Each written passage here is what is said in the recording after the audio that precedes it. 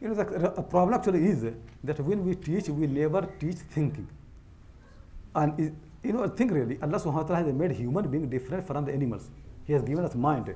The most noble thing that people have been given the mind. And that is the first thing that all the messages have been using, thinking, understanding properly. And we Muslims, when we convey the message without thinking, understanding, it becomes very superficial, never go deeper. Try to understand why the Quran is all the time keeps saying, أَفَلَا تَتَفَكَّرُونَ أَفَلَا يَنْظُرُونَ انظُرُوا فِي السَّمَاوَاتِ انظُرُوا, all the time thinking, go and study. Make thinking, okay, first thing is it should be thinking. Every teaching that you make, it must be based on the thinking, understand it properly. And then take lessons from the stories of Ibrahim Al-Salam, how he, a man grown up in a society where people worship idols, sun and moon and star. In that society, how this man is different? By thinking, nothing else. And not only thinking and courage to tell people what he thinks. Sometimes I teach in the course about Ibrahim Al-Salam in England. So I say Ibrahim Al-Salam has got two important qualities: intellectual courage and moral courage. Intellectual courage, he could think differently. We people don't have intellectual courage. We think, oh, scientists say this. If I think differently, people think I'm stupid. I don't know anything. Ibrahim Al-Salam has full courage to think different from the whole society, to intellectual courage. And then whatever he thought, he's not quiet. Many people know the truth, but they don't have courage to tell it. Ibrahim Al-Salam then has got moral courage. Then he says it. It makes clear. And then he wants to make the point, because sometimes, even in different ways, sometimes with striking tabligh, like smashing the idols, so people can ask the question. So thinking must be there, that make people realize actually that how temporary the life is, and how that this world actually dependent on everything. Like I was saying one of my colleagues, that for example, very often in the West now they think everybody is independent, individualism and this and that. So secondly, even the word individual, then people don't realize it is a negative term. It is individual. So basically, the positive one is individual, because that's what the language is actually. People basically individual. Think really, if a mother, she has a child, and if you give a mother food and everything, but take away from her child, and say you are individual, you are happy, you have given everything, you sleep and eat and drink, will she be happy? She is not individual, she is individual. Her child, her part. To everybody in this world, Allah SWT made them individualism actually lie. To say that I'm individual, it is lie, it's not true. They have built the whole thing, all the philosophy actually and the way of the life on this lie. It is not true. People are not individual, people are individual. Just think really, if I have a teacher and my teacher is suffering, do you think I will be happy if I have food? I will not eat. If I have brothers and sisters, they don't have food and I have food, I am going to be happy? No, I'm individual. I'm divided. I'm not individual. Understand properly. To think properly. That what the teaching actually in the West, basically all based on very superficial understanding of the humanity. They really don't know what human being is. Human being is completely so complicated, so sophisticated. People don't know what they teach. There is they have made very superficial. And then what happens is it is not true. So children learn they are independent, and they keep repeating, but it's not true. To all their life they're suffering. People get married to each other and they believe that they're individual, they're independent, but they're not, they're suffering. And then they get divorced. What happens is, then they realize, the wife realizes, no, I need husband, and he realizes that he needs wife. So they're thinking, they're independent. So they teach a lie, and this lie never can be sustained. So that you need really to think, basically you have to think that I have to help the whole society, not only Muslims, the whole society. The suffering on the hands of the people who want just their own purpose to make money. The reason actually these ideas have been developed is to make money. To them really, like you can see in the election time in America and also in UK now, only thing they can make them to get vote actually is by the idea of developing the economy. That's the only thing. It is a big lie really to think that money is only money alone can make people happy. This is really a big lie. Many other values of the society, many other pillars, foundation of society, they never discuss that. Money alone cannot solve the problem. It is a lie. And around that lie, everybody votes them, everybody likes them, and people don't get it. We have to work hard for that. We have to think really, it's not only Muslims. All the humanity is suffering, in this way. So that actually you learn properly, read the Quran and see what Quran says, and go deeper, understand properly, and present your argument in a way which can convince people. Your argument should not be for the people of the street. Like, many Muslims du'at, they borrow ideas from the Christian missionaries. Don't become like that. The messengers in the Quran, when they come, they don't come to the people of the street, they come to the mala, top people of the society. So their argument is developed to address the top people. Then after they come to street people, the high language, high good style. And we have developed a style for the common people, like, Tabligh Jamaat, very often people say, Tabligh Jamaat started with, in around Delhi, there is an area, Mewat. Very backward people, not learning all those things. Maulana Ilyas Rahimahullah, his family worked hard and they made them Muslim. So now Tabligh Jamaat, after that develops, everywhere in the world. The people say that when Tabligh Jamaat started, they made Mewatis as Muslims. Now Tabligh Jamaat is making all Muslims as Mewati. So they want, if they use same, they talk with the professor in university, they come to Oxford, Cambridge, anywhere, same words, same sentences, they never change. Messengers don't do this. Messengers, when they come to the top people, talk in their language, their style, first to them. Then after they go to everybody else. To think properly that, we should have confidence, talk with the elite of the society, with the people learned in the university, with the politicians, with the people of the money, with the rich people. We should be able to convey a message to those people, not only common people in the street, first with those people. Then your message will be very strong, then they will realize it is your messenger. Otherwise, we become like Christian missionaries. So it is very important when we go there, don't be superficial. Purpose should not be to convert people to Islam and to increase the number. Purpose should be what? To convey Allah's message properly, deeply. Whether people accept, don't accept is their problem. But a message should be conveyed properly as it is. Not to increase Muslim population and not to make people converted to Islam. This is actually very, very bad purpose. We have learned from Christian missionaries. Messengers' purpose always have been to convey the message, even if nobody accepts them. They always say, and that's why the Prophet said, Allah hal ballaghtu. Convey, balagha means to convey the thing, balagha means to reach, to convey the message as it is. We are not conveying the message as it is, we are conveying part of the message. To conveying the message as it is very, very important for the du'at. Any other question? Sure. In terms of continuing studies, when we finish here and we go back home to our countries where there's not necessarily a lot of shuyukh around for us to make istishara or then to do talaqi with them, how would you advise to prepare ourselves to continue our studies? Here, if you are here, you are staying in university and also benefit from the shuyukh around you.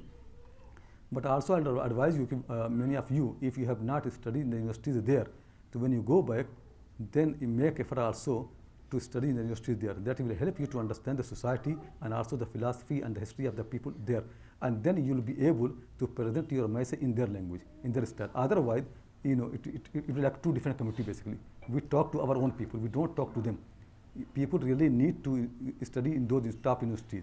Then you develop your style properly. You learn properly how to say things, how to articulate your message properly. So you need to really, because young people, go and spend a few years also in the university, they get some degrees from there as well. It will help you a lot. And also learn the research methodology from the, it is same Islamic methodology anyway. Learn actually how they have developed, in their time. It will help you to present your things properly.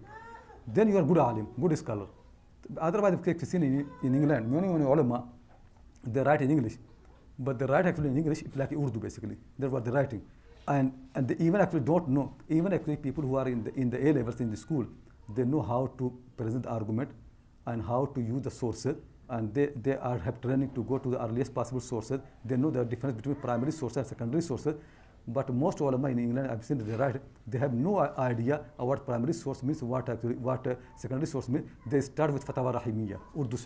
Fatwa. Instead of going to Quran and Sunnah properly, or earliest possible Hanafi sources, they start with the latest Urdu source, Fatwa Rahimiyya and Tafsir Ma'arif al-Quran and this and that, and they make the argument around that. So who's going to read this? And who's going to be convinced with that? This is a very, very bad methodology. It is really way of the lazy people. People should work hard to learn this. Actually, in Islam, nobody did like that. Imam Abu Hanifa never started with the latest source. He started with the Quran and the Sunnah. Always they say, it's Quran, then Sunnah, then Ijma', then Qiyas. But in our time, no Quran, no Sunnah, no Ijma', no Qiyas, Fatwa Rahimiyya. So think people, is it really a right way of scholarship? Who's going to read this? So we have to learn this methodology, our own methodology. We have to learn this, and learn how to use the sources properly.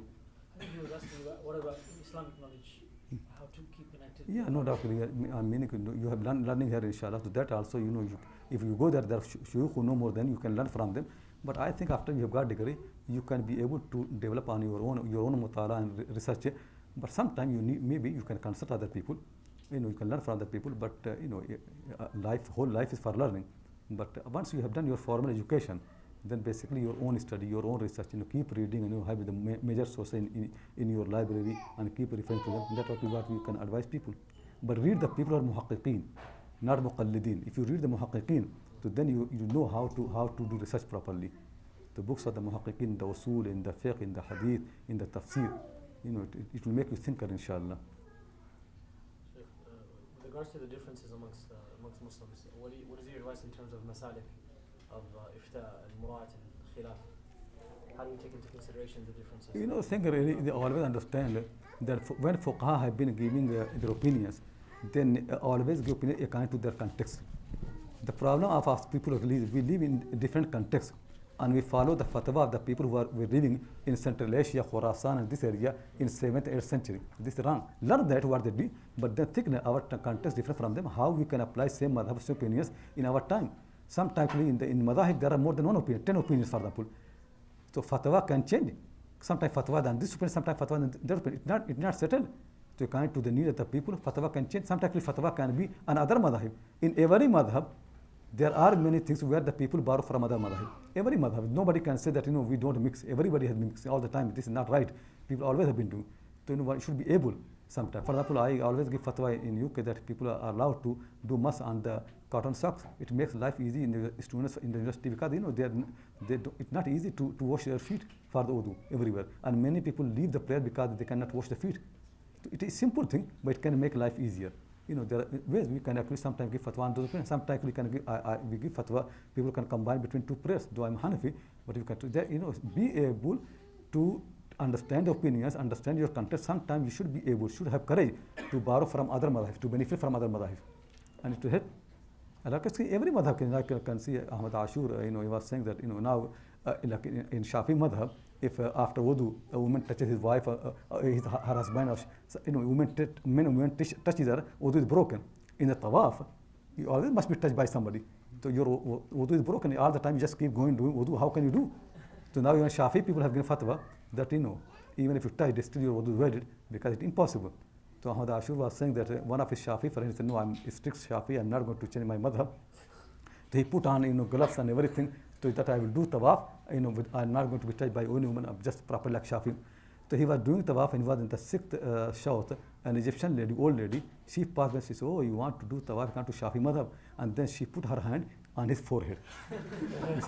Wudu is broken. So, people should be flexible in every madhab, understand properly, because these madhabs are not revelation. It is their understanding of the religion. They are not revelation. Imam Shafi, Imam Malik, they do this their best. So we should benefit from all of them. All of them are slaves of Allah subhanahu wa ta'ala.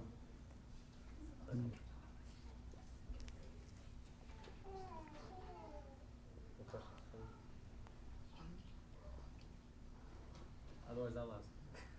Yeah, if you have any question. Sheikh, you said when you're going and you're teaching to bring in the different ara when it comes to tafsir and things like that. In terms of fiqh, are we supposed to bring the different ara and fiqh for the different masail? Because couldn't that lead to like tarakhus, people just saying, I'll take this one sounds nice, this one sounds nice. So the problem is you have to understand that ulama used to say, from very beginning, اختلاف العلماء ساعة. Ikhtilaf basically is to make it easier. You can see the 3-4 opinions, what is easy for our people. There's no harm to take easy opinion. But harm in rukhsa, people are always confused.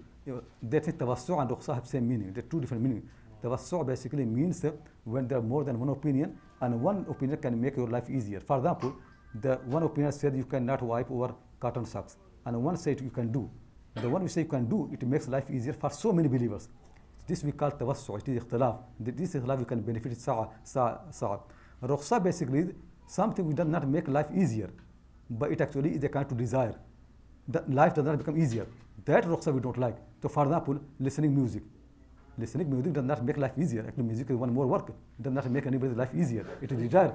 So, if somebody gives fatwa, then you can listen to music because there is opinion of Ibn Hazm al-Zahiri, and we choose the opinion which is easy. It's not easy opinion. It is basically choosing an opinion which is according to your desire. To understand properly. So, rukhsa we don't like, but we like people to understand ikhtilaf and give fatwa. So, anything that can make life easier for the believers, there's no harm in that. But anything which does not make life easier, actually more difficult, but if like for listening to the songs, it does not make life easier, actually it wastes your time. So how can it is not ikhtilaf, it is rukhsa. So we don't want people to follow rukhsa, but there is no harm to benefit from the ikhtilafat of the ulama. To always, if any opinion can make life easy, ibadah of the believers easier, that's fine. But if anything can make them to become follow more desire, but nothing make easier, it is not ikhtilaf, it is rukhsa. Rukhsas we don't like, but what we like actually is ikhtilaf of the ulama, but people should benefit from that.